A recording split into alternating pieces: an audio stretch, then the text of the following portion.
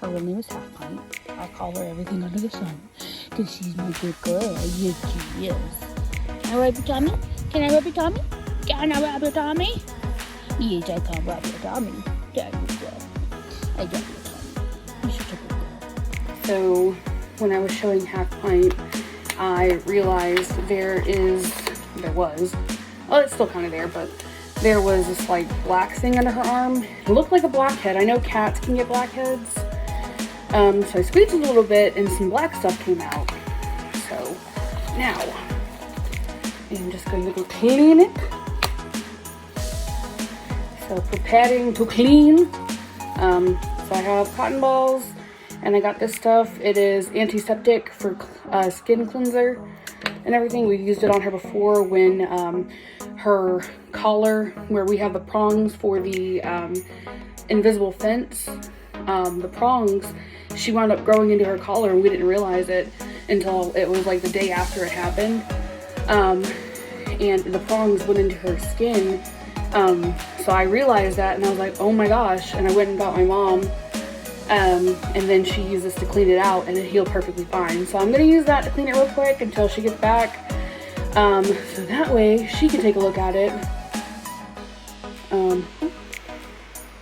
That way she can take a look at it and see if there's anything else we can do about it.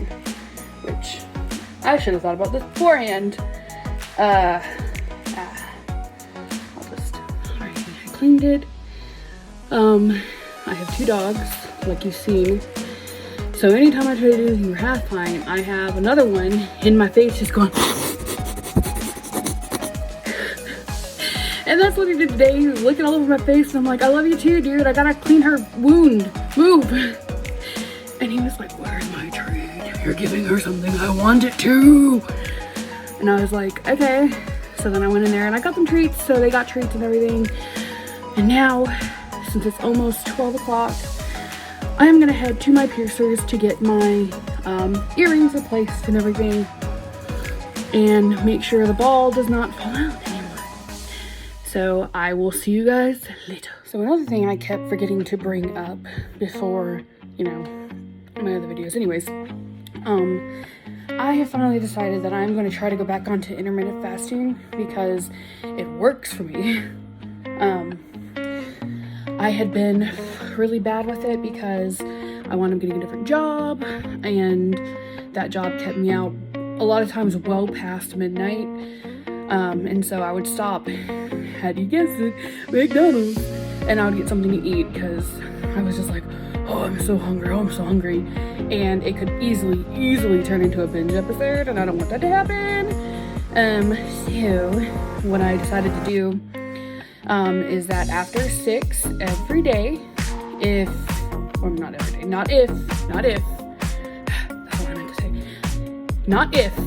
every single day, what I'm gonna do is I'm going to stop eating at 6 o'clock and I will not eat until 6 o'clock that next day.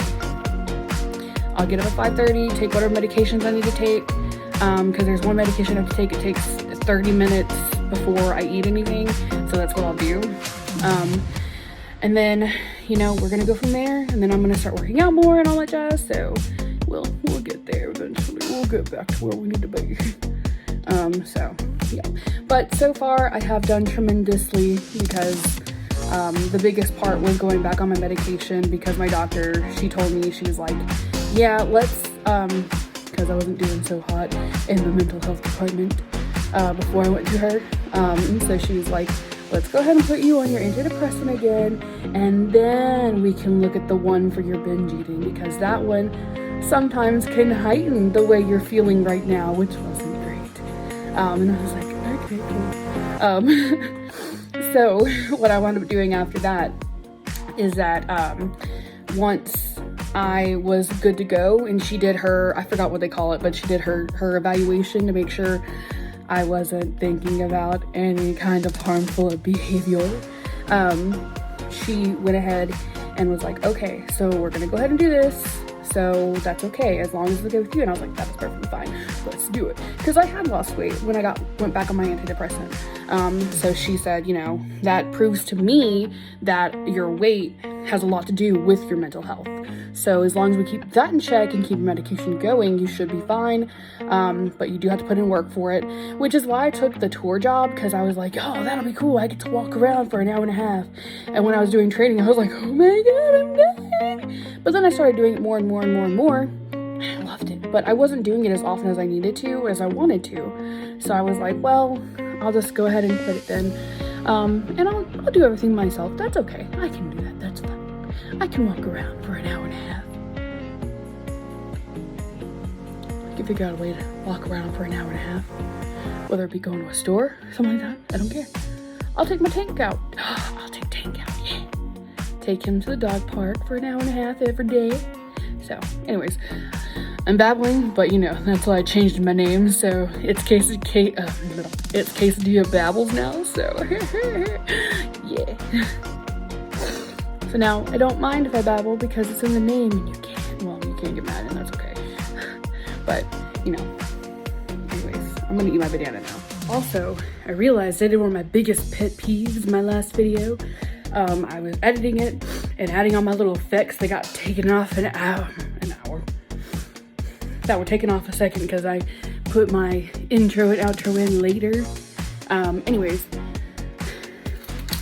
I'm big on pronouncing things correctly. And the biggest pet peeve I had was when people say especially, especially.